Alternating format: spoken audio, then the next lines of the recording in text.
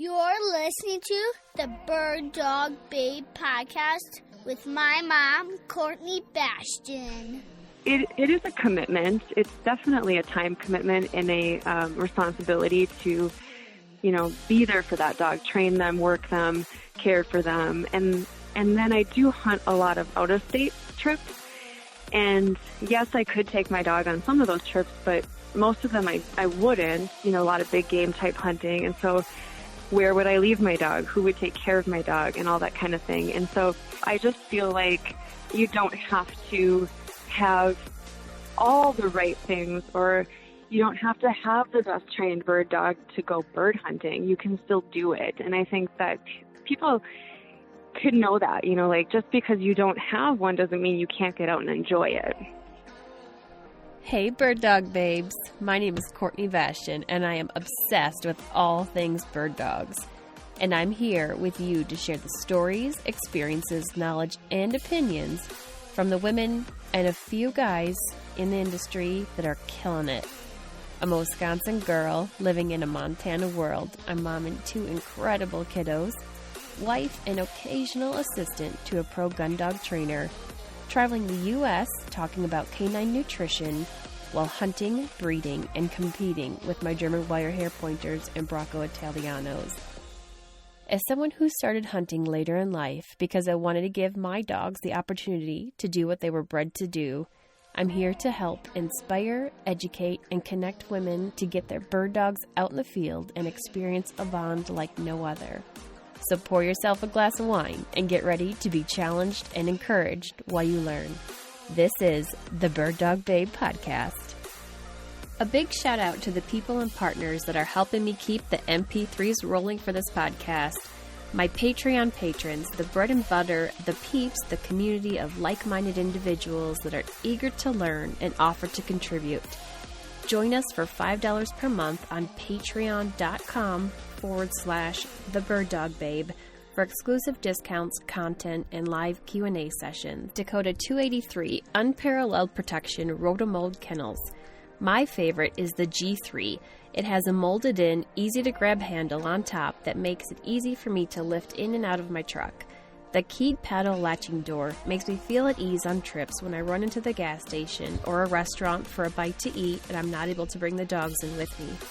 Go to Dakota283.com and use promo code BIRDDOGBABE for 10% off. And by Siren, shotguns for women. Siren carries the only full line of women's shotguns. They are dedicated to providing the equipment and knowledge that make shooting and hunting more enjoyable and less stressful. Newer seasoned hunter, Siren offers multiple options that fit right out of the box. No more compromises. Go to sirenusa.com and check out all the options available for upland, waterfowl, sporting, and trap shotguns. And while you're there, say hello to Julia, Siren's new 12-gauge sporting that is one of the most stunning shotguns I've laid my eyes on. Also by Big Frig, roto-molded coolers with heavy-duty latches, dual stainless steel lock plates that double as bottle openers. They also have dry boxes, tumblers, and growlers. And my favorite, the ability to customize the tumblers and coolers. Head to thebirddogbabe.com/bigfrig to view the wide array of sizes and colors available. There's a Badlands cooler perfect for your way of life. My guest today is Jennifer Dums. Jennifer has dedicated many years of her life to help inspire and encourage women to get involved in the outdoors. She hunts upland and big game to provide healthy meal options for herself and her husband. Jennifer doesn't own a bird dog and still has great success, and she shares some of her strategies with us in this episode. I find it incredibly responsible for someone like her to recognize that they don't have the time to commit to a bird dog's needs of exercise, training, and care that they not only require, but deserve. Busy schedules, allergies, you name it. There are a lot of reasons that some aren't able to or just don't prefer to have a dog. And as Jennifer proves today, it doesn't mean you won't have a successful hunt. All right, let's get after it. Hey, Jennifer, welcome to the Bird Dog Babe podcast. Hi, thanks for having me. I'm so excited to be here. Oh, good. Because I'm super excited to have you. You are doing a ton of amazing things in the women's hunting industry. Like, I don't know how you balance all this out. Like, people think I'm crazy of how do you do it all with kids and this and that. I'm like, let's look at Jennifer here and what she's doing just to help out all the people that you want to get started in hunting. I don't know. It's pretty incredible. I love what you're doing, girl. Aw, thanks. Yes. So tell me a little bit about, so you're, with all the things you're involved with in women's and hunting, like what exactly was it that led you to this desire to want to introduce women into the outdoors, into upland hunting, into big game hunting? What was it? Yeah, well, that's a great question. It's a good place to start. I think one of the first things that interested me in inspiring others or encouragers is the fact that when I grew up, it was kind of a man's world. And, I watched my dad hunt or my grandpa hunt, who had a butcher shop. And so, I was around it all the time, but I didn't know anyone that hunted. And once I started getting into it myself, I kind of learned, and there was a few women I knew that were kind of interested, and it just sort of kind of sparked from there. Well, it's like, if I can do it and you want to do it, like, let's do it together.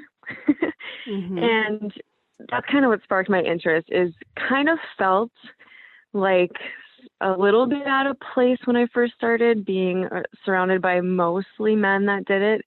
And then with social media, which has been kind of like the catalyst for what I do, I was able to kind of reach this span of so many women out there who had the same interests as I did that I didn't even know existed. So I got to connect with like all these different people, and then realize that a lot of them were actually closer to me than I knew.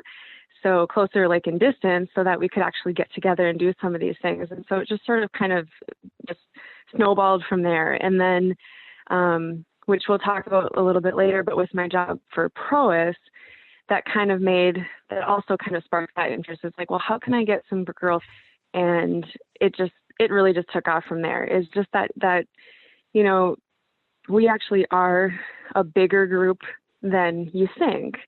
If you look around in your tiny little communities, maybe you are the only girl at camp sometimes, but it's really not like that, really, if you think about it in the global aspect of it, or the, across our nation, that actually there's a ton of us. And so if we just sort of kind of can find each other, we can kind of help each other out, maybe teach each other something, maybe learn from each other, that kind of thing, and support each other. And I think, I don't know about you, but it's a much more encouraging group to be with in a group of women than it is to be like the only girl in a group of guys.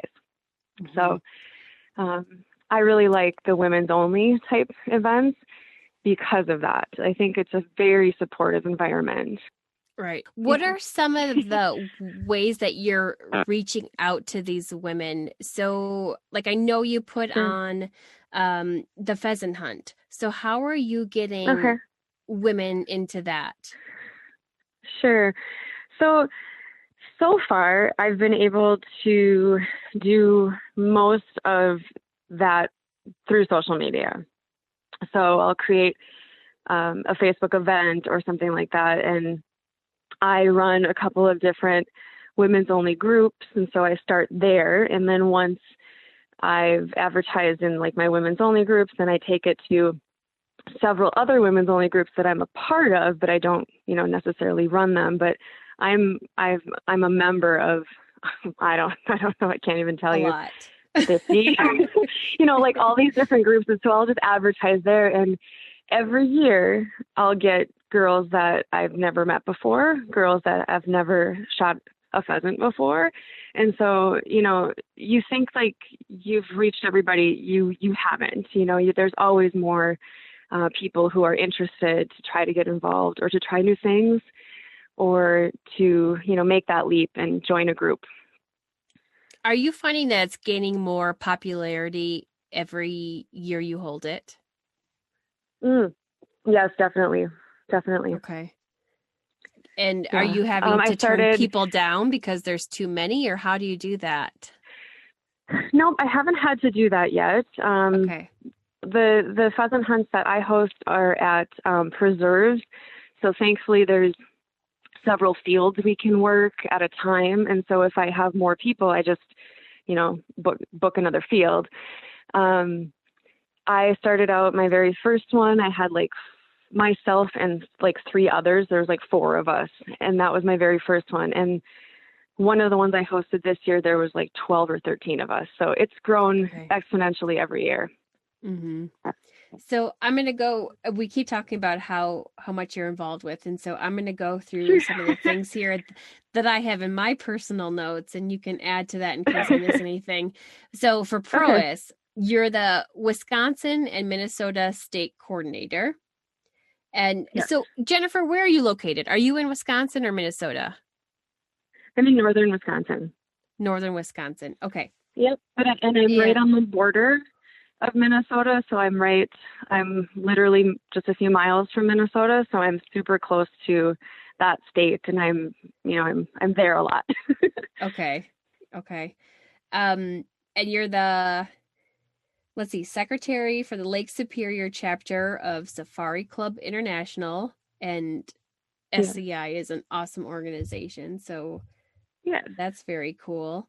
You're a member of NWTF, NRA, the Douglas County Fish and Game League, Sisterhood of the Outdoor Ladies, American Daughters of Conservation, Real Camo Girl, Rock Starlet Outdoors. I'm just going to keep going here. And you're also really active in your Pheasants Forever chapter, which is an all women's chapter. Is that right?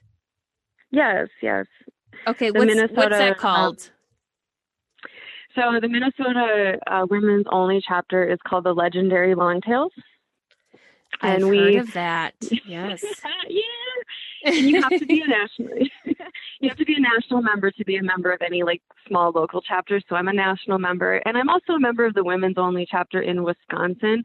However, we haven't quite got ourselves off the ground as much as the Minnesota chapter. The Minnesota chapter is just taken off. We've held our own events, and our chapter is strong and thriving, and it's actually super, super fun group of women. How long ago did you guys get started? Do you know? It's less, I want to say 2 years or less. It's very new. Oh, wow. And you're doing that well already. Oh, yeah. So what are some of the things that you guys are doing then? So we have, we hold some pheasant hunts at some local preserves, and we've also taken some groups out to the Dakotas for some wild bird hunting. We have had a banquet in preparation and planning, and some like fundraising type events for that banquet. And unfortunately, with all the restrictions, like we're not allowed to get that off the ground right now, because I believe it was planned right before all the shutdowns happened. So we are in the works to have a banquet at some point, and we've gotten donations, we've fundraised. We're trying to raise some money to support some conservation land that will help for pheasant habitat in southern Minnesota is what we're trying to do, and some other, I'm sure some other great things. Our president is pretty motivated, and she's a go-getter, and she's really taken off with this chapter. That's very cool. Can you give a quick plug here for how listeners, if they're in Minnesota, how they can find out more information on that? Yeah, absolutely. So if you're a Pheasants Forever member and you're a woman and you'd like to be involved, we do have a Legendary Longtails Facebook page and Instagram, so you could find us there and connect with somebody. And there's no fee to be in our small group. So as long as you're a national member, you can be in our group. And if not, you can contact me directly if you can't find those groups, and I'll just get you the right email to get to. And I know you will. So, because you're very dedicated to your mission and your passion, and I so love that about you. Yeah. So you're also in the Becoming of the Outdoors and Women in the Outdoors, right? Yes. So Yes. are those are both national organizations? Yeah, they are. And then we have local chapters, I guess you would say. So I've attended Wisconsin Women in the Outdoors. I've attended a couple of their events in Wisconsin and helped there. And then the Becoming Outdoor Women, I've attended. Actually, I was a mentor for an event in Minnesota for that group. Those are two amazing groups. If you're a woman who is looking to get into anything to do with the outdoors, I mean, it doesn't have to be big game or bird hunting. It can be fishing. It can be camp cooking. It can be fly tying. If there's all these different things, anything you can think of, these are two great organizations to start with because they do a lot of how-to classes and like beginner courses and learn how courses. And so I really love those two groups because that helps with that encouragement and inspiration to get yourself going and get outdoors and not be intimidated by it because we're all together learning at the same time. Yeah, I completely agree. And you're right. I just want to touch on it. It's not just the hunting stuff. I mean, I know I get emails when I lived in Wisconsin in their bow that they would do ski joring and snowshoeing. So like, I mean, if you can do anything outdoors, becoming an outdoor woman, like they got the class for you. Yeah, right. They're pretty amazing. Think about it, you'll find it. Right. Exactly. Yeah. So definitely check those out. How long have you, I'm sorry, first of all, did I miss anything that you're involved with? Because there's a lot of stuff there. I hope not. I think that's it. But if I think of anything, I'll pop it in there somewhere. I mean, girl, your passion is hardcore. Yeah. Like, I love the fact that you want to inspire and get people out there, and you're dipping your hand in all of it to do whatever it is that you can to get it done. And that's pretty freaking amazing. So thank you. Thanks. Kudos to you. Yeah. Oh, thanks. So how long have you hunted? When did you, what came first? Was it bird hunting or was it big game hunting? What got you started? Sure. So like I had mentioned, I grew up around it, but it was mostly, when I saw it, it was mostly guys doing it. My dad hunted, things like that. And he took me fishing all the time. So I was always fishing ever since I was a small child, always fishing. So that was not new to me. But when I got married, my husband has always, since he was a small child, hunted. He's been deer hunting since he was legally allowed to. I mean, it just from a small kid all the way up to adulthood, he's always been a big hunter. Huge passion for it, hunting, fishing, and just being outside. And when we got married, I had been around it for a really long time, but I actually had not hunted. And we had just sort of discussed it and decided, I would love to go deer hunting with you. I mean, why not? Mm-hmm. And so I basically,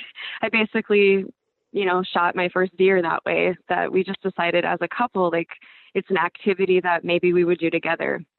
And ever since I did that, that was the spark that just completely built the fire. Mm-hmm. So the very first deer, when I was able to, sight in a gun, be comfortable shooting a gun, and so I shot this deer with a rifle, and so be comfortable doing that, and then actually go do it.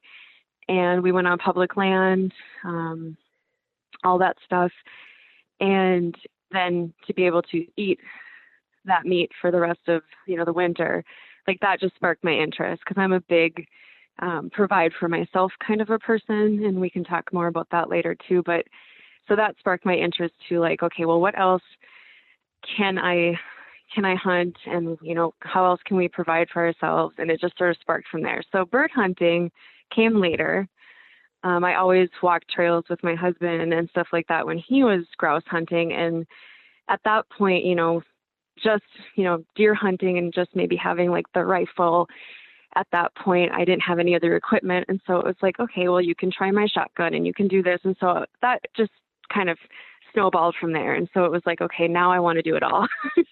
Now I want to do the shotgun. Now I want to have a bow. Now I want to bow fish. Now I want to, so it goes from there. Like once you start, it just builds, and I just want to do everything. And so, I mean, the bug bit you hard, didn't it?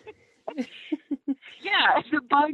Yeah. I mean, it really did. It really just sort of lit that spark, and it just took off, and it never stopped, and it just gets bigger every year. I just want to experience as much as I possibly can, and that's kind of what happened. So your dad hunted growing up, yes. Right? So yes. you grew up eating wild game then? Yes. Mm-hmm. Did your dad bird hunt or big game? Yeah, both. He was all around, fishing and hunting, and so I grew up eating venison. He did a little bit of upland, hunting. We have I grew up in Upper Michigan, and so grouse hunting was pretty decent for a long time. We haven't been back lately, so I'm not sure how well the population has sustained, but grouse hunting used to be really good there. So we had that. And then he was a big fisherman, and in the spring, like, we would wait for the smelt run and stuff like that. And so I grew up eating that and living off of like our gardens. And so it's just been a way of life for me forever, basically. Right. So you went fishing with him when you were young, and was it like, were you not asked to go big game and upland hunting, or was it just something that you really weren't interested in the time? You didn't have the gear or a shotgun or a rifle or what was it, you think? To be honest, I don't think I was I just wasn't interested. And I think maybe because I wasn't so interested and hadn't done it, then I didn't really have like the desire. Right. It wasn't something that was like in my forethought the way it is, now. Right. And when you first started going with your husband, was that he had just invited you to, hey, do you want to come with? And did you walk for a while before you actually picked up a shotgun, or like? Oh yeah. Okay. Yeah. So how long did it take you to like walk with and hang out with him before you decided I want to actually do this? Yeah, I mean, it was several years, to be honest. Okay. I started out as basically a deer hunter. And I, after that first year, I deer hunted every November, and I would go ride along and then maybe walk and do some bird hunting with him. And then most of the time he would go by himself. And it took a few years. And then it was just sort of like, well, I kind of want to do that too. Can I go with you? And then it just sort of, once I shot my first bird, then I was really interested in that. And I feel, it's funny, but I feel like once I can harvest the first of a species or the first of a new way of hunting, then I get like really interested in it. And at first I was just really interested in deer hunting. And then it just sort of opened those doors of like, well, there's so much more. There's just so much more. And if you think about it, there's almost more than one person could even discover. And I think that's what happened, is I just sort of kept opening those doors as to, that's a new thing I could try. And it just sparked that interest. So tell me about your season. Like, what does your freezer look like right now? my freezers, let's just be honest, I have two. Okay. They're pretty full. They're pretty full, to be honest. What do you got? What do you got in there? I was not lucky enough to get a deer yet this year. I don't know when this podcast will air, but as we're recording this, I still have about a week left for archery season, but it's not looking great because we just got a foot of snow and et cetera, et cetera. So I don't have a deer. My husband got a deer this year, and we still have venison from the previous year. I mean, it's just the two of us, so it takes us some time to eat this down. So we, last year, we each got a mule deer, and I got 3 different whitetails in a couple different states. And there's a lot of pheasant in there. There's a lot of grouse in there. There's some wild turkey in there. There is a few woodcock, not many. There's probably no more ducks because I know my husband shot a duck last season. I have not waterfowl hunted very much, and I really want to. What else? Oh, there might be some lake trout in there from this summer from fishing. There's a little bit of everything. And do you ever have to buy meat at the store? I have not bought meat from the store for years. Yeah. I love that. And I don't. I raise my own chickens. So if I don't want like red meat, I have my own hand raised chicken in the freezer. And then we have big gardens. And so I've got like vegetables in there, and I have some local farms that I love, and I will go in the summer and I'll go pick like strawberries. And so I'll freeze that. So I tend to basically eat out of my freezers all year. I love it. I've seen photos of your garden, and it's pretty amazing. I got some real garden envy because in Montana, there aren't gardens here unless you're like 100% 24/7 all over them. And I love the people that have the time for that. I really appreciate them a lot more. But in Wisconsin, you guys have way better area for that. Well, we have good like terrain, and we do have some decent weather, but the hard part and the frustrating part is we have a really, really, really short growing season. Our growing season is basically June, July, August. We can get frost by September, so it's tricky. Right. It's tricky. Right. I want to jump on to the main reason why I'm having you on this podcast, besides all the awesome things you're doing, but I find you so genuinely unique and inspiring for the fact of, so I saw a picture of you earlier this year, or I should say this season, where you limited out on rough grouse and woodcock, and there was no dog in your photo, and I private messaged you. I'm like, did you hunt with a dog, or were you just didn't include it in your photo? and you're like, no, I didn't hunt with a dog. So I think that's pretty badass. And, for a lot of us, that do upland hunting. So we hunt because of the dog and sometimes even for the dog. And so what is it that makes you want to go upland hunting? Is it the meat or what is it? Yeah, sure. Yeah, it's definitely pretty equal parts that I want the meat and that I just really love hunting. And I love, the multiple species that you can hunt with bird hunting, and where I'm at, in the fall, there's a mourning dove season and a woodcock season and a rough grouse season. And then there's some waterfowl and things like that. And so I love the fact that there's different species that we can hunt and they all taste differently. So that's, important. So, that's the reason why I do it is not only, it's super fun and it gets you outside, it gets you some exercise, which we'll talk about when I tell you how I hunt because I don't have a dog.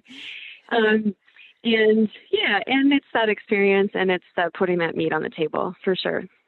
And I got to be fair. There are perks of being able to hunt without owning a dog, right? So Yeah. Oh, yeah. There are. so And I mean, what's your main reason for it? yeah. I mean, so the perks of not having a dog, which is probably why I don't have one. I'm a huge animal lover. I do have a cat and I have chickens, and I have wanted a dog ever since my last dog that I had when I was younger passed away. Like, I've wanted one, but there's definite perks. I don't have to worry about letting a dog in and out.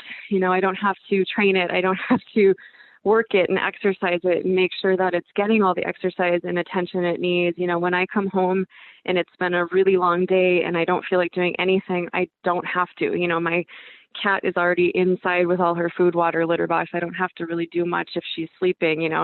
So the perks are, and that might sound lazy to some people, like, okay, she just doesn't want to take care of a dog.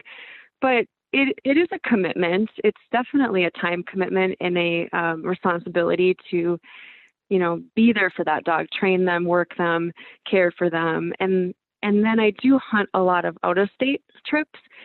And yes, I could take my dog on some of those trips, but most of them I wouldn't, a lot of big game type hunting. And so where would I leave my dog? Who would take care of my dog and all that kind of thing? And so it's just one more responsibility to have, which I'm not saying that's a bad thing at all. I'm not against it. I actually do really want to get a bird dog, and I will tell you which kind I want to get. But I already know what I want. But it just hasn't really just been the right time in my schedule. So that's just where I have been. And so I just feel like you don't have to have all the right things, or you don't have to have the best trained bird dog to go bird hunting. You can still do it. And I think that people could know that, like, just because you don't have one doesn't mean you can't get out and enjoy it. Yeah. So I'm going to interject and say, after I've just taken care of, let out and fed 8 dogs tonight, that you don't sound lazy. You sound very relaxed. Yeah. I'm a bit envious. I'm a bit envious, Jennifer. Yeah, so I know where you're coming. I know where you're coming from. I live in big snow country type areas, so I have friends who have like a team of sled dogs, and I've helped them like take care of those dogs, and I know what it's like to have to take care of a tribe of hardworking animals like that, and it is a commitment. It really is. Right.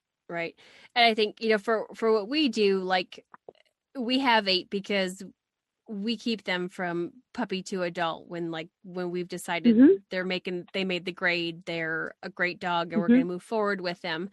So they stay here. So we have a lot of older dogs.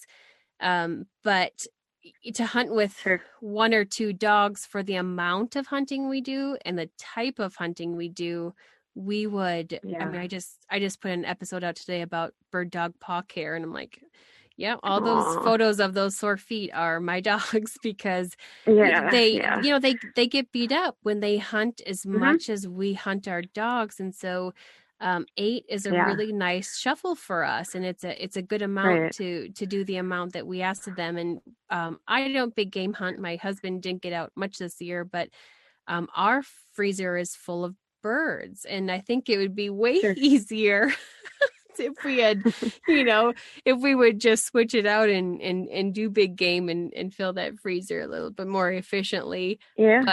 But we don't, because we enjoy chasing those naughty dogs around Montana. Yeah.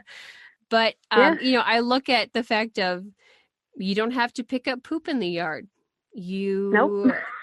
People that are allergic to dogs, right?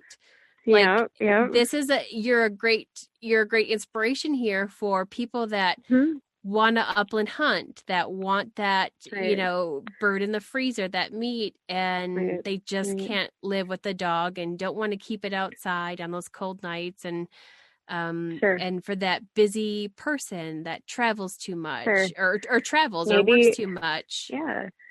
maybe you live in an apartment. Not everybody that Right. hunts lives on 100 acres. Maybe you live in an apartment and you can't have a dog over 20 pounds, and you can't have the dog you want to train. So still grab your shotgun and get out and hunt. You still can. Yep.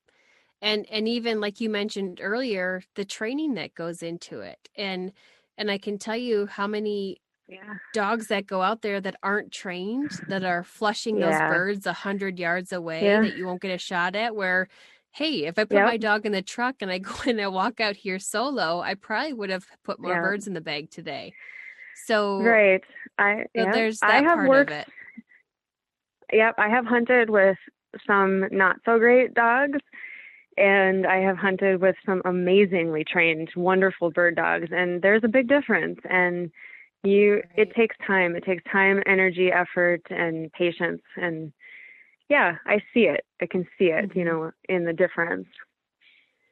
Right. So tell me what it is. Which breed of dog, if you do ever, well, first of all, the fact that you mentioned you have a cat and chickens, I'm gonna tell you a wire hair, a Drothar, there's gonna be several breeds that probably won't be your first pick to keep those animals alive. You can't tell me this.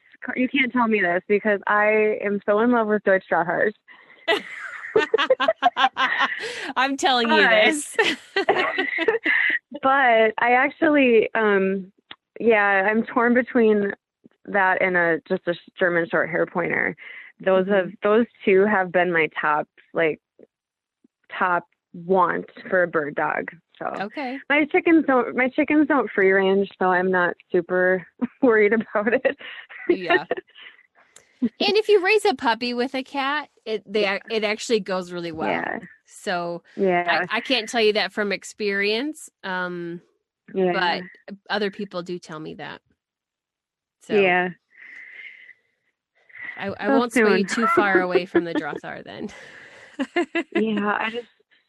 They have like a really good personality, so they're cool. We'll see.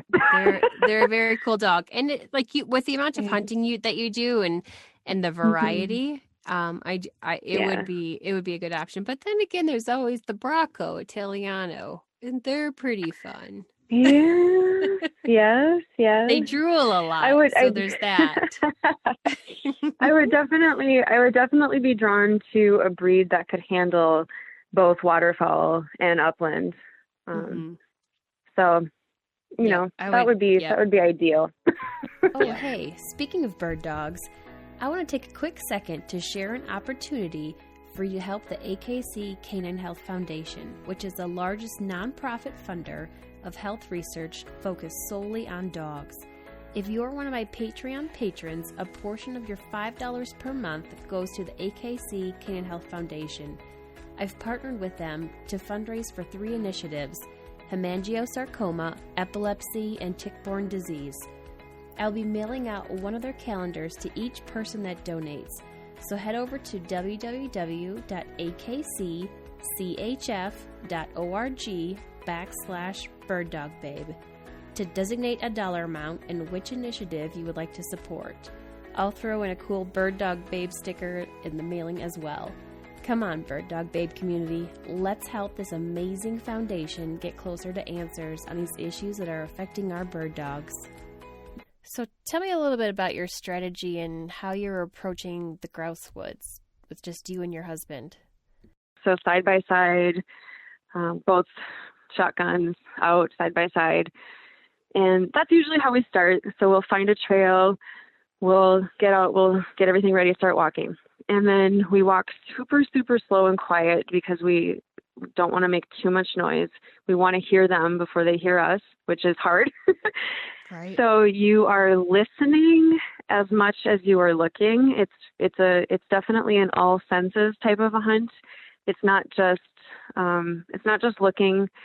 It's definitely a lot of listening because grouse tend to make some noise in the woods, or if they get nervous, they even tend to peep a little bit. And so you can almost sometimes pick them out before they flush, which is exactly what we want to do. So with just your ears. So sometimes you can hear them, directs you to where they're headed. So sometimes that's our strategy. So we'll just walk a really good trail that looks birdy, it's got the right habitat, and we'll just look and listen. We'll pretty much one person's looking, on their side of the woods, and one person's looking at the other side, and we're just really listening. And we'll stop every so many feet. We'll just sort of stop and just listen, because sometimes when you stop is when the magic kind of happens. Because if you're just walking, they'll just sort of watch you walk, and they'll just be like, I'm just going to sit here and wait till they pass or something like that. And if you stop, they get nervous. So that's actually that's definitely a huge part of the strategy, is to just walk a little bit and then stop.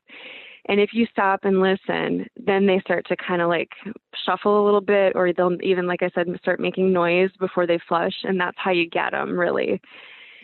Now the flushing part, the flushing part and the shooting and the retrieval is also quite a bit different than with a dog, because obviously we're not waiting for the dog to point or flush. So we have to see them first. So basically you're always in that ready mode with your gun. You always have it like hand close to the trigger, gun straight up in the air on your hip, so that all you have to do is like literally put it on your shoulder. And so if you're lucky enough to have them flush in a direction that is going to give you a shot, then your next strategy obviously is to never have your eyes leave that bird.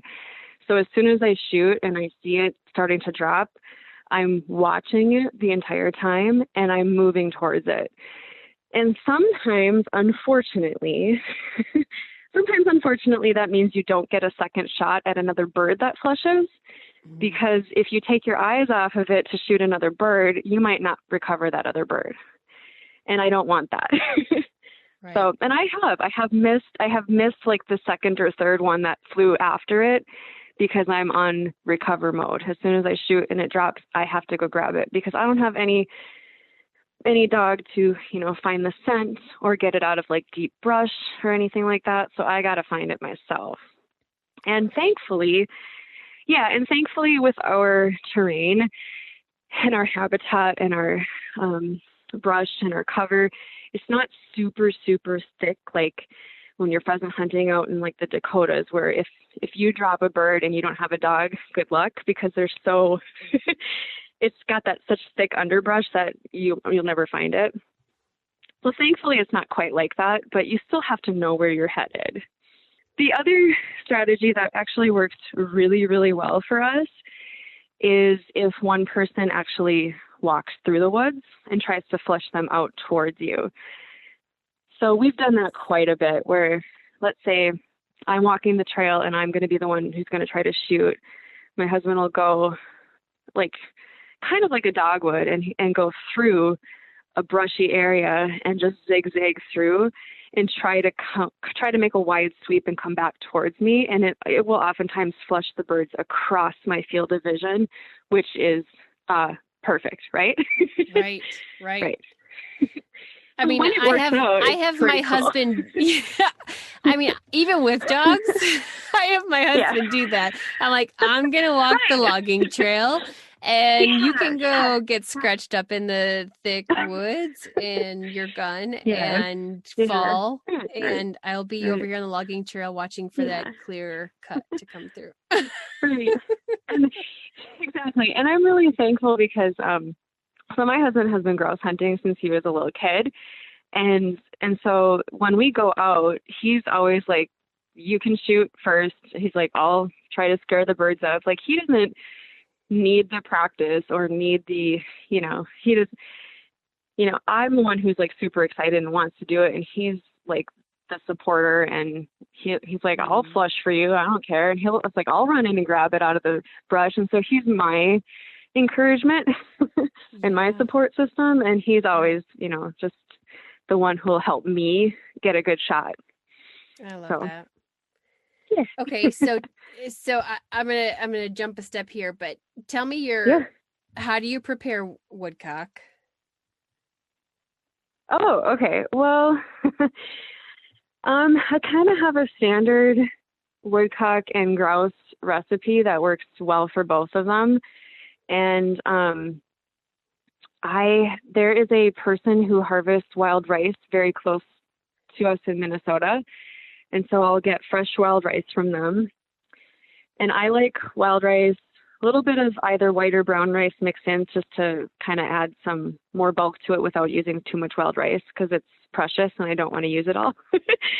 And I like a cream of mushroom or something like that. And I'll either bake it or, to be honest, the Instant Pot has kind of been the wild game's dream. Okay. Because it pressure cooks it in 20 minutes or 15 minutes, and it is super juicy and super tender.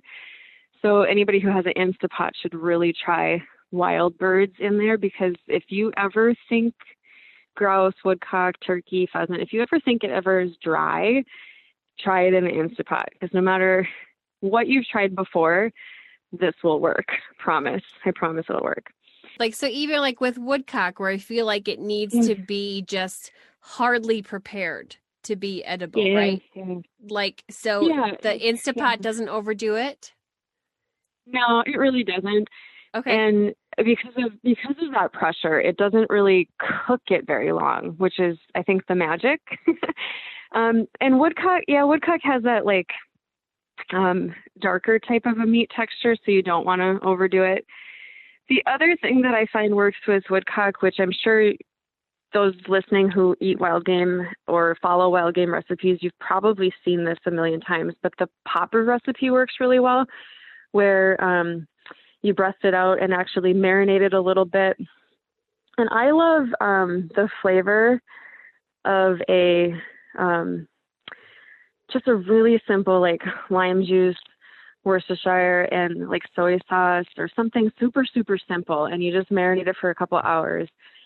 And then I'll do the cream cheese, jalapeno pepper, and bacon and wrap the meat that way.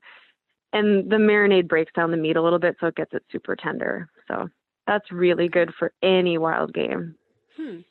Okay. Yeah. That's good to know. Yeah. And so you had talked about kind of the game recovery part of it, because that was my kind of biggest, what happens, because the dogs are the ones that, I've taken a lot of shots where it's did I shoot that grouse or not? Because they go up and then they go down, right? In their flight. So you're did I shoot it or not? And then I walk, I take the dogs over there and I wait for them to recover it. And so that's what you're doing? You're just mainly focusing on that one bird to see exactly where it's going down? Yeah. And, my experience might be a little different, because we don't have huge populations of birds. So it's not often that you're flushing more than one at a time. Sometimes you'll find a covey and you'll flush 2 or 3, but that's actually pretty rare from where we're hunting.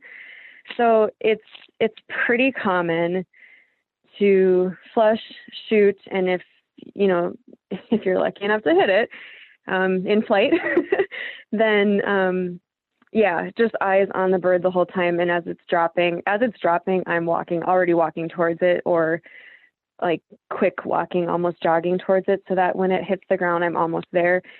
Obviously our shots are pretty close with Upland, so it's not like I'm running 100 yards across the field, so I'm pretty close and I'm right there and I'm going to go in and get it. Knock on wood, I haven't, lost any, but I'm, that's just hunting. I'm sure at some point I might, but it's been the same for woodcock and mourning dove. As soon as you hit them, you're tracking. Your eyes are on it and you're walking towards it. So. Right. And you've done a decent amount of pheasant hunting as well. Have you? Yes. Have you gone on wild pheasant hunts where you're just walking the the hedgerows or the crop field, the ditches, where where that's Yeah. the birds are going to get up there? Yeah, that's a great question. I have done a lot of pheasant hunting, but it has all been on a preserve. Okay. I'm not lucky enough to have done any wild pheasant hunting. Mm-hmm. I have planned it a couple of times, and it hasn't worked out. And we've actually, on a couple of big game hunts out west, we were going to do it when we were tagged out. And of course, whenever you plan something like that, you don't tag out till the last day, right? So that's happened. So I have the pheasants that I've hunted, and I've hunted several times. They've been on a couple of different preserves, and so I've worked with dogs, and that's my experience with hunting dogs and watching them do their magic in the pheasant fields. And that's pretty thick cover, and I think it would be really hard to hunt pheasant without dogs, especially in that natural habitat, because that cover is extremely thick.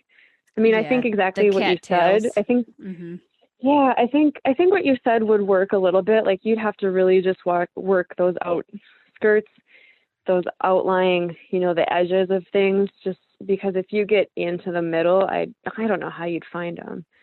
Right. That's hard.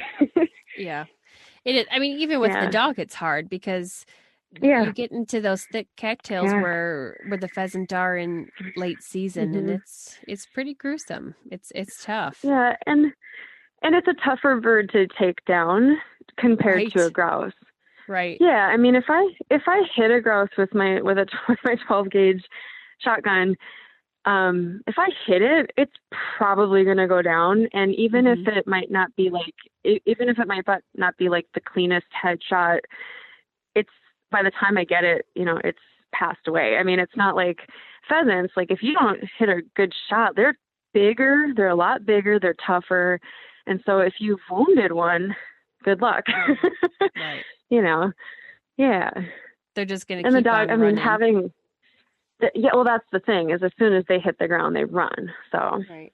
And you had mentioned earlier that you have some mule deer in the freezer. So where did you go for that? Because I know they're not in Wisconsin. Yeah, I wish. They're fun. Yeah, I've hunted. I actually, obviously, I hunt whitetail, but I really, really love mule deer hunting. I have been lucky enough to take a mule deer in Wyoming, Nebraska, and Montana. Nice. Yeah. So besides mule deer, what other big game do you hunt? Well, whatever I can. But I'll tell you what I've been lucky enough to hunt. I've been lucky enough to take pronghorn in Wyoming, and axis deer in Texas. Wow. Alligator in Florida, and probably one of my favorites was right in my backyard. Was black bear. That was pretty cool. Yeah, I like turkey hunting. Turkey hunting can be frustrating, but I like it. I hate turkeys. Gee. Yeah. They are frustrating. That's why I hate them. Yeah, they're really, I know, it's a love and hate relationship. I really, really hate them, but then when you connect, it's like the best feeling of accomplishment. It definitely is. You finally outsmarted one of them. Like, I just want to yell, "Glory!" I know. I hear you.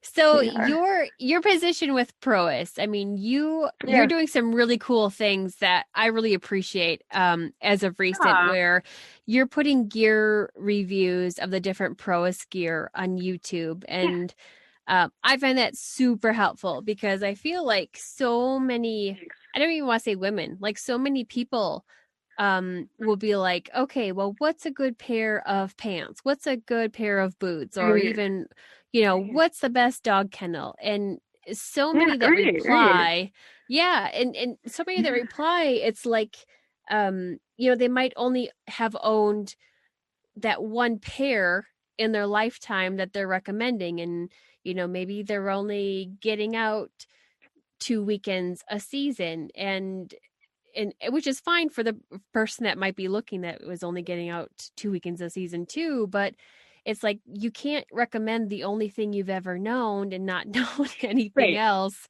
And you're really like going through these articles Yeah. in depth for all the Prois gear, and giving the advantages and stuff like that. Can you go a little bit into that for our listeners? Sure. Thank you for mentioning it. Yeah, I've sort of resurrected my YouTube page to do these reviews. So I started doing them because we got a couple of really interesting new items that I think really deserved to be highlighted.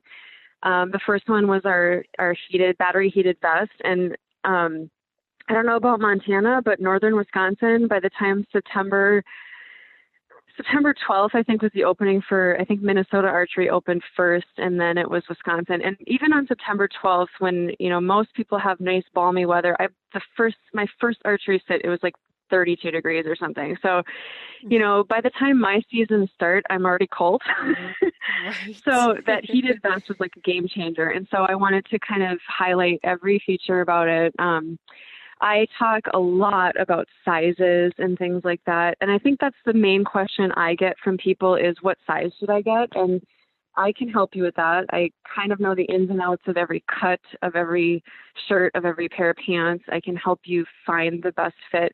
And I'm so glad that you mentioned, like, not just women, like people in general just have questions, because actually a couple of the comments that I've had on my YouTube videos have been of men like, oh my God, I'm getting this for my wife, and she's been asking for something like this, and what size should I get? And so it isn't just women, even though obviously that's who I'm trying to market to, because that's who the products are for, but it is for everyone, so that you can make a very informed purchase.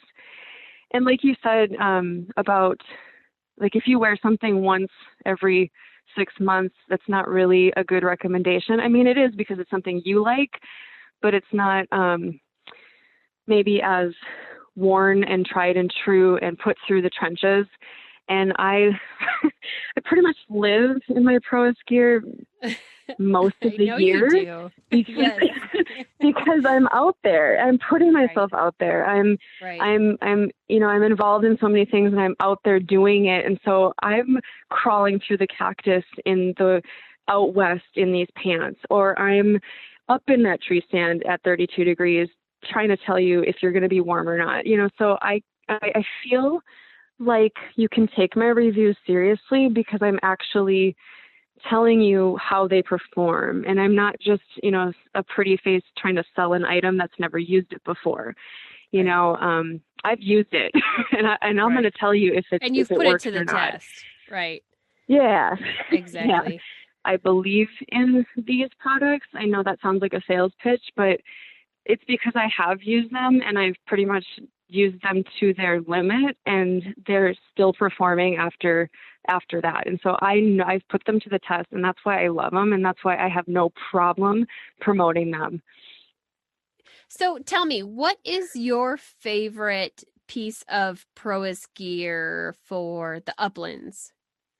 Yeah, so the Upland gear that Prois has consists of, so the three most important pieces would be, there's a blaze orange Prodlin long sleeve shirt, which is actually really thin, and so it's going to be more for your warmer hunts. And then there's the Upland brush pants, and she knocked it out of the park with these brush pants, because they're stretchy, comfortable, but they're super durable. I mean, I've walked through all kinds of brush, and we have tons of like blackberry bushes here. And I mean, these pants have held up really, really, really well.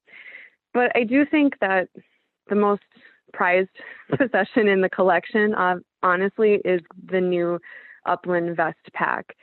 I have hunted for many years with men's orange hunting vests, Upland vests. None of them have ever fit me properly because they're men's.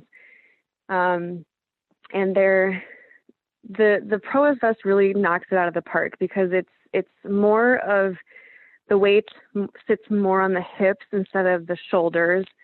It's reinforced, has like backpack shoulders almost, so that it really takes the pressure off your back. And so when I'm carrying game and I'm carrying a bunch of shotgun shells like in the pack itself, I feel it more like in my waist and hips, which are your larger muscle groups. So the weight is distributed a lot more evenly. And so I can walk longer, I can walk further with more game in my pack or more shotgun shells. I just think that this pack knocked it out of the park. It's got huge, huge pockets for game, huge pockets for your shells. It's so adjustable. I mean, it can fit extra small to 2XL or larger. I mean, super comfortably. Every little tiny thing adjusts on it, and it's specifically designed for a woman's frame, so it's shaped nice. It's shaped smaller, like in the shoulders, and it kind of curves in, and it's just, she knocked it out of the park. It's just the best Upland vest. It really is. And and just having put it on my body and hunting with it, it's like, where has this been all my life? It's just amazing. Right.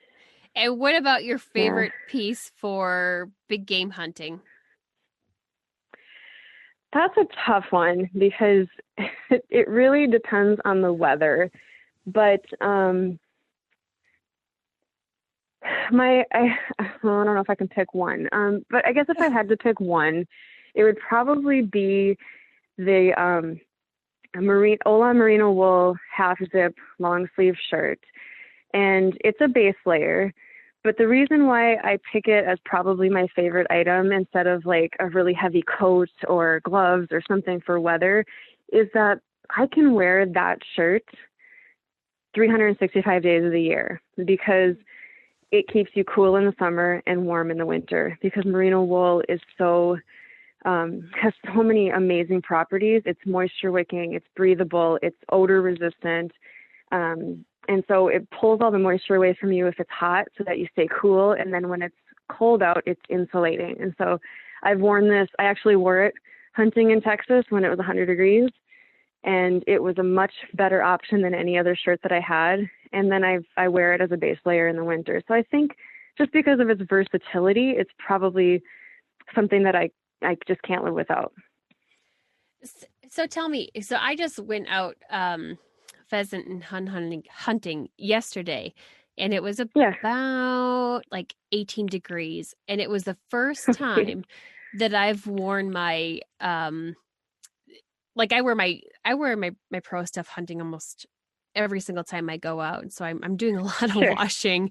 But I mean, you can't beat the pants. Like I have 6 different brands of pants to wear in the uplands, and the pros are always my go-to, and I can't push that enough because even they just fit all body types really well. But yesterday was the first time that my Predlin blaze orange top, like where I felt my arms are really chilly today, because I in the cold weather like this, I wear the vest with it. Yep. And it's ace, but then I'm like, oh, my arms are actually cold today. So the one that you just mentioned, would you wear that under the Predlin shirt? Yeah, for sure. Sure. The Proudland shirt is a little thinner. So yeah, if you can layer the two, that would be ideal. Okay. Yeah. It is thinner, but I like it because I really appreciate a lot of flexibility and movement in my arms when I hunt. Regardless of what I'm doing, whether I'm shouldering or whether I'm climbing up the side of a mountain, I just don't want to feel restricted in any way. And so I love that shirt, and it has the thumb holes. So I'm a huge fan of thumb holes. But yeah, that yesterday at finally 18 degrees, it's when it hit me where I'm like, okay, my arms are cold. Yeah. So that's good. I would try it, because I feel like that it's such a good piece to have in your arsenal. Well, thank you. Is there, I'm trying to think, is there anything else that you would like to cover that I haven't touched on? Oh, geez. I don't know. I think we've covered a lot. We have. I guess, and I do want to say again, I know we mentioned it before, but I do it's actually as part of my responsibilities as the Minnesota and Wisconsin coordinator is I do put on these events for women every year. And so I just wanted to extend that invitation to anyone who's close enough that would want to make the journey to one of my preserve pheasant hunts. And I also kind of wanted to mention in the same breath, basically, as to why I choose preserve hunts over like a wild hunt, is because I do 100% every time get somebody join these events that has not shot a pheasant, or maybe is a first-year upland hunter in general. So maybe this is their first year with a shotgun. So I have a lot of beginners. I do have a lot of experienced hunters that come too, and they have a blast just as much as the beginners do. But I want to have that opportunity where I know that there's going to be birds in that field. That doesn't mean we're going to come home with all those birds. I mean, you still have to flush them and shoot them and retrieve them. But I know there's birds there, and so I know they're going to get an opportunity. So that's why I choose the preserves. It would be super fun to do wild hunts, but you could sometimes spend all day looking for one bird. So I choose that so that these newcomers have an opportunity to be successful. And thankfully, 99% of the time, if not 100%, I'm there when these girls get their first pheasant. And it is like, it's just the most exciting time for all of us. And we are, we're always like super excited for them. And so that's the reason I do that. And so I just wanted to extend that invitation. So when those hunts come around next year, please hit me up. Please consider joining. Like, I'd love to have you, anyone that's interested. Jennifer, how can they contact you? Where can we all find you at? Yeah, so I'm on social media, Facebook. I'm on Instagram. I also run a Prois Wisconsin Minnesota Instagram. There's a Prois Wisconsin Facebook group, a Prois Minnesota Facebook group. And if you're not into social media and you would like to be contacted when these events come up and you're just not a big social media person, you can always email me at it's jdums, so that's my name, JDUMS, at Prois Hunting. And on social media, what are your handles there? My whole name on Facebook is Jennifer Piasecki Dums, and then on Instagram it's JP Dums. Okay, and Dums is DUMS. Yes. Perfect. And when are those hunts? What months are those hunts held in? Usually September and October. Okay. Are those in Wisconsin or Minnesota? Yep, exactly. One in Wisconsin and one in Minnesota. Okay. So you're right. Perfect. You're covering your regions really well. Yeah. I have a really, really fun preserve, a group of people in the just north of Eau Claire in Wisconsin. And then I have a really awesome family just north of Pine City in Minnesota. So that's where we do our two locations. So if you're anywhere near there, or if you even want to travel, please consider it. We'll give you directions. Awesome. Thank you so much, Jennifer. You are amazing. Thank you for everything you're doing for the women's hunting community, getting them inspired and motivated and started, introduced, like all the things. You're awesome. Oh, thank you. I appreciate it. I am just enjoying what I do, and I just want, to share that with someone. So I appreciate that. Thank you. And you can tell that you appreciate it. You're very passionate about it. It comes across tenfold. So good work. Thank you so much. Thanks for having me. This has been fun. Thanks for listening to another episode of the Bird Dog Babe podcast. If you enjoyed this episode, please share it and tag someone that would benefit from listening. And to help others find this podcast, please give it a rating and review on whichever platform you're listening from. And be sure to subscribe so you don't miss an episode. Until next time, bird dog babes, keep them versatile.